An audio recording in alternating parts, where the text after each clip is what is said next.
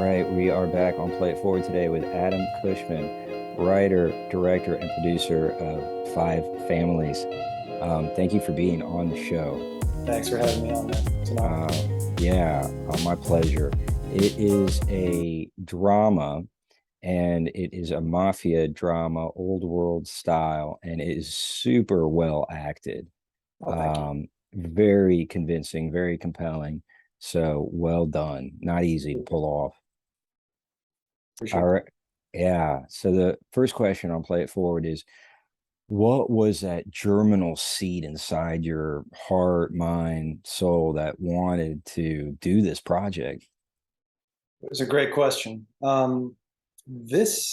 remember the day that I had the germ for it. I was taking an acting class. I've been studying acting for, about 7 years now with a legendary teacher out here named Jack Waltzer, who's taught everyone back in like the 70s and late 60s. Still around, still teaching. Wow. And yeah, he's amazing. So, I was going largely um, because a friend invited me, and he's like, "You will dig it even if you don't want to act. It will augment your directing and only make you a better communicator with actors." And that's something I had intellectually thought of in the past, but just never really pulled the trigger on it, which is something I wish more directors would do, because even if you do it for a limited time, like a class or two, you will get so much knowledge out of it and information that helps you communicate with actors in a way that lets them know you understand what it is you're asking Hmm. and what they do. I mean, Hmm. from having done it. Yeah. Um, so anyway, I was in this class, and then the lead actor Barry Primus came in, and we were doing relationship exercises, which is just basically where um, you are assigned a partner, or you pick a partner, and you guys come up with a situation.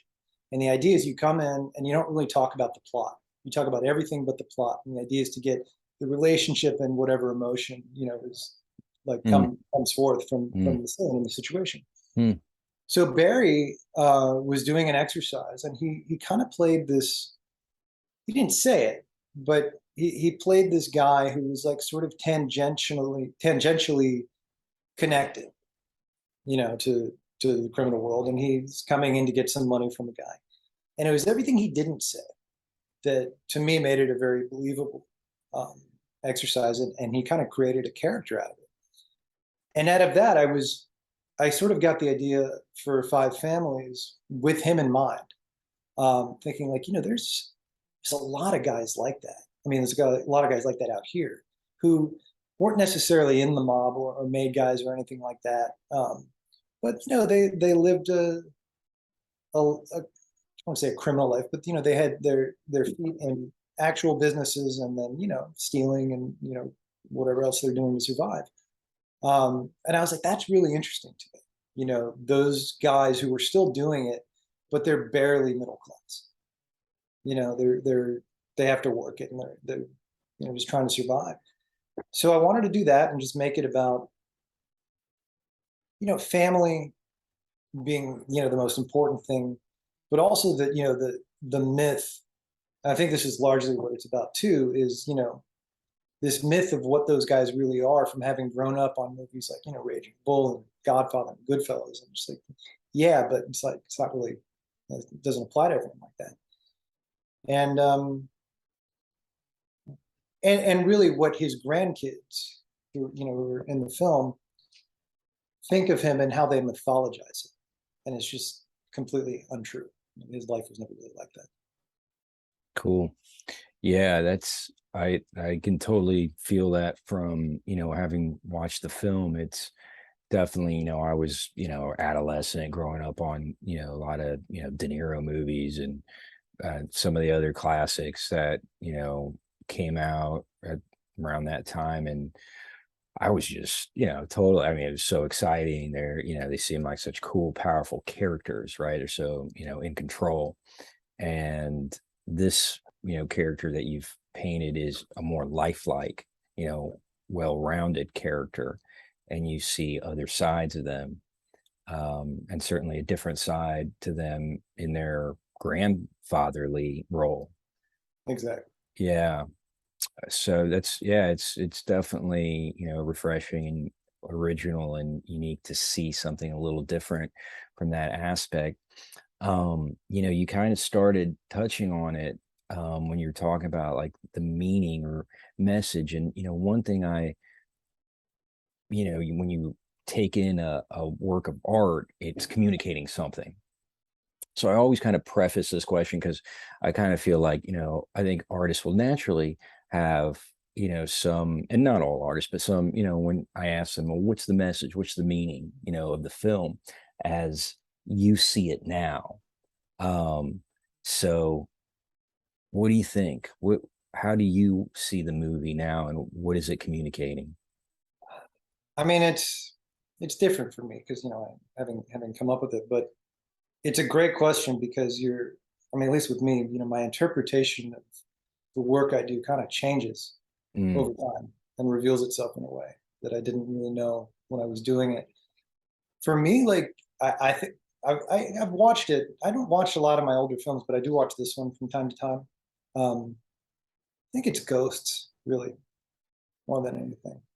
This man who's at the end of his life and just dealing with coming to terms with the past, but the ghosts of who he was and the mm, life that he lived. And a lot of that has to do with loss. A lot of that has to do with love. Um, but that's the idea for me that it's kind of like a haunted piece, or at least he's kind of haunted, and that's mhm. kind of what the three policemen in some way symbolize.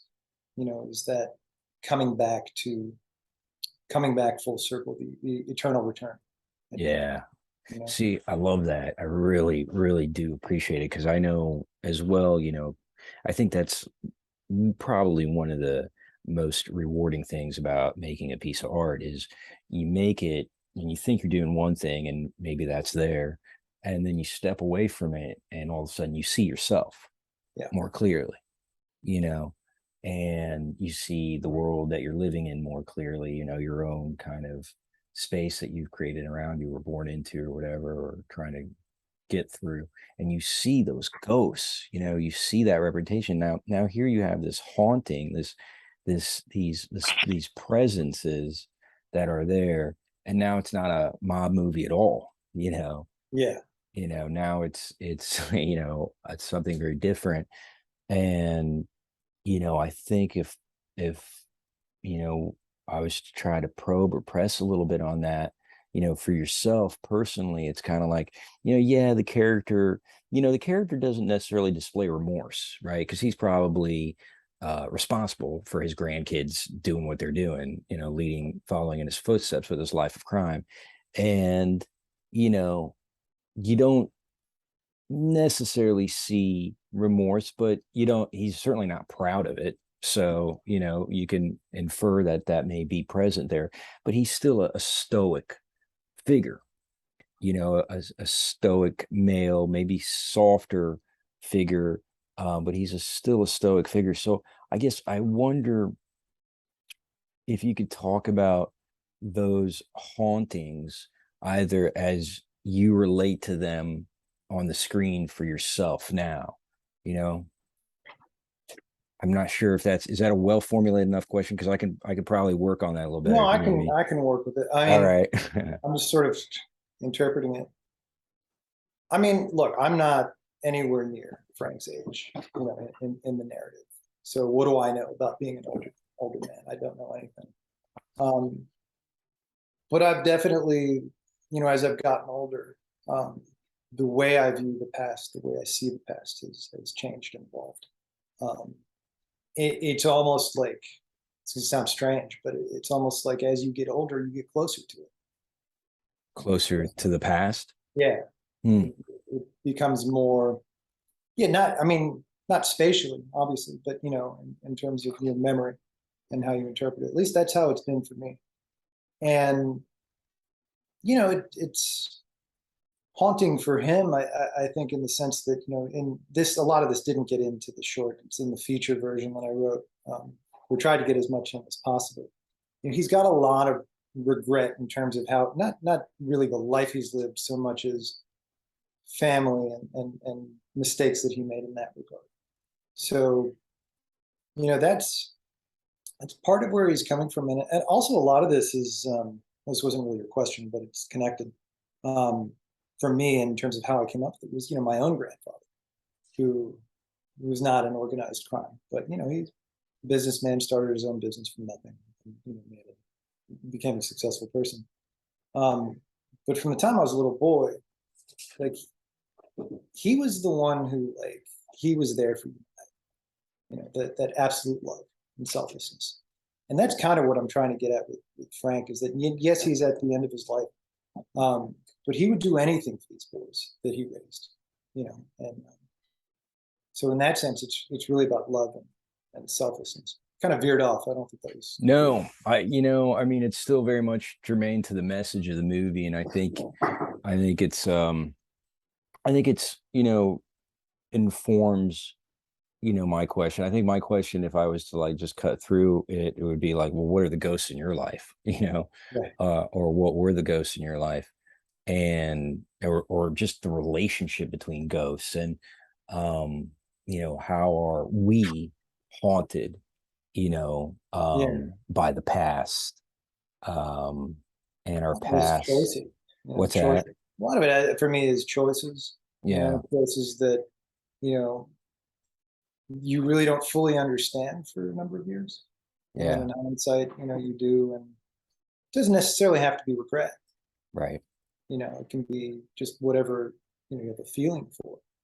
Um, but it's just funny because as you get older and you analyze these things and you come to terms with them, you feel closer to them. Yeah, The other thing about these guys is that, in terms of like Frank and Benny and those characters, is the Jewish gangsters didn't want this for their kids. right. They didn't want this, and Jewish mobsters really kind of went out during the war.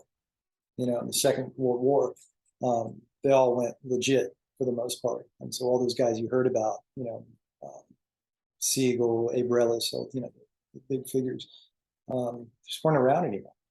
Mm. So the fact that the grandkids are like romanticize this idea that they have of their grandfathers is something that troubles him. I mean, greatly. Sure. And as he's, in the course of the short, he's starting to realize, wow, like, no, where did I go wrong? Because these kids really think that I'm something I'm not, and that I haven't been since before they were born.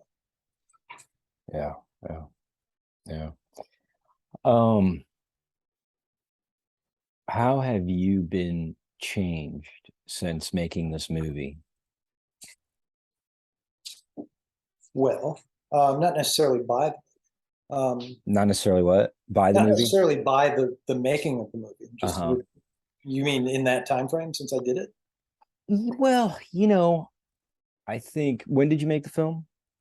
2019. 2019. Yeah. So, yeah, I mean, I think, I'm trying to get at like, after you make a movie, and the process, the writing, the producing, the editing, it's pretty intense. Mhm. You spent like a year just getting ready for the film with your actor, I read, That's right? right. So, and which is awesome. So it's like, you do this piece, you do this project, and then you go through this experience. And how did that experience change you, either as a filmmaker or, interpersonally? Um, I mean, off the top of my head, a lot of it would have to do with my approach to narrative, Yeah, which is, shorts are a much different beast than features, but I think a common misconception is that they're easier to do, or easier to, it's not true. I mean, I have a prose writing background, so I wrote a lot of short stories, I wrote a novel, things like that. And short stories are a beast. I mean, they're very hard to do well. They're very yeah, hard to, you know what I mean? So as a novel, but a short, man, I mean, so a short film, I think, is the same idea. And the work that I had done before, I didn't spend a year, you know, preparing or working with the actors. So having done that on this one changed me insofar as, that's how I would approach pretty much anything I did if I had the time and I was able to. And certainly with a short, I would want to you want to get the whole life in there. And it's not in there, but you want to know it so that those little details can get in if you're fortunate enough. And there's, I think the one, most people who see Five Families, it's not one detail that they can point to, but a lot of people have remarked to me and to Barry that, you get this feeling of a life, of a full life in 10 minutes. And I think that's because of the work that he and I did together, and that he put in, digging into the character and living it. I think. I mean, I could be wrong. Sure, I'm sure it didn't hurt. I'm sure it's there. There's a relationship that's built up between the two creative parties. Yeah. The actors and yourself, and that communication, that trust, and that loyalty. I think it definitely transcends somehow into it. Um, Definitely. It's You know, valuable. I mean, if you're able to do it and you have the time and you have an actor who wants to do that, yeah, does that kind of work, yeah, yeah, it's invaluable to the project. yeah. Definitely in this case paid off. I mean, the acting was great. I Thank mean, I think that's the first thing anybody looks at when you watch a film. You just feel it. Is it, can you believe this? And if you can, well, okay. Yeah, and I would, if there's anything else, I mean, we shot on 35, Oh, you and did. I hadn't Okay. shot on film in years. I thought I saw a little flicker. Okay. Yeah. And I was trained on film when I went to school, and then digital became ready around the time I started working seriously. Uh-huh. And Uh-huh. going back to it, man, it's like, first of all, you forget because you're so spoiled by digital, and the ratio that you have, which is unlimited. Right. Right. But you just want to only do that, Yeah. see how glorious it looks, Yeah. and like, wow, this looks like a movie. Like a movie Right. should look. Right. Right. Last question for you. It's I think your experience acting definitely is unique. A lot of directors don't have that experience. Some do, but I would say probably on the whole, not. And there's still, some good direct. I mean, I don't think that's, any barrier necessarily, but it's certainly a help. And it's certainly, I've done a little acting, but nothing, um too serious. So I'm curious to know, what is it in the experience of taking that gentleman's class that you mentioned? What kind of appreciation, how has that shaped your communication with actors in terms of direction? Oh man, I mean, unlimited. I mean, in terms of how I communicate with actors, um, and I didn't do this before, but I certainly wouldn't give them general directions anymore. So like, when you hear directors say things like, do this faster, cry now, things like that, it's just general. Right. But Yeah. um, rather just speak to them according to the situation, Mm, and and really just seeing when an actor is personalized and when they're not personalizing, and if they're not, trying to, goose them into doing that kind of work. And not, I don't mean, when I say personalizing, like, I mean, actors are trained to do this, but if you're on set and it's just not quite there, not asking them directly about their lives, you would never do that. But saying, here's the situation that the mm, characters in or that you're in. Do you understand this from life? And don't say it. Don't tell me what mm-hmm, it is or anything like mm-hmm, that. mm-hmm, mm-hmm, But know it. mm-hmm. And often, that is helpful. Um, it's a weird beast because I don't want to act. I mean, I don't really have any desire to be an actor, or to do, at least to do it for any sort of validation. But I just acted in a short that I directed, um, most recently. It's out to festivals at the moment, and for reasons I won't get into, I was really the only one who could do it, in my mind. But I don't know if I'd do it again because it's a very strange transition. I was talking to a friend recently, and I think that actors who become directors, and we can name a lot of successful instances of that, in pop culture, that's a natural transition, I think, um, because you've worked with great directors, not great directors. You've seen, what it is. Yeah. And so it happens naturally versus, being a director and then becoming an actor. It's very weird. And the the instance where I was like, I don't know if I'd want to do this again like this. I mean, for another director, sure, but not directing myself. I was doing a scene and there were four other people in the room with me. Um, and I had to be in the zone for it as much as I could, and at the same time help them and do, a Mm, full job directing them. And I didn't think I did. I didn't think I was as full as I could be, mm, mm. And they were great, and the scene came out fine, and they were happy with it and all that. But I went home and I thought about that. I was just like, you lost a little something Mm, in the communication. mm, You know? mm. And that's in my head, but at the same time, it's real. Yeah, yeah. That's cool. It's good to be aware of because I'm thinking to myself, I did my first short and I acted in it, but I didn't have anybody else. I was the only character. Yeah, So, that made it easier. Adam Cushman, thank you so much my for pleasure. being on the show, man. Thanks for having Um, me. great work. Keep it coming. Definitely want to see more. Send it to us and we'll share it. Sounds good. Sounds good, man. All Good luck right. with everything. Thank you, bro. You too. See Stay you. in touch and we'll keep you posted of, next steps for this. Please do. All right. Thanks again, man. All right. Bye, man. Bye-bye. All the best.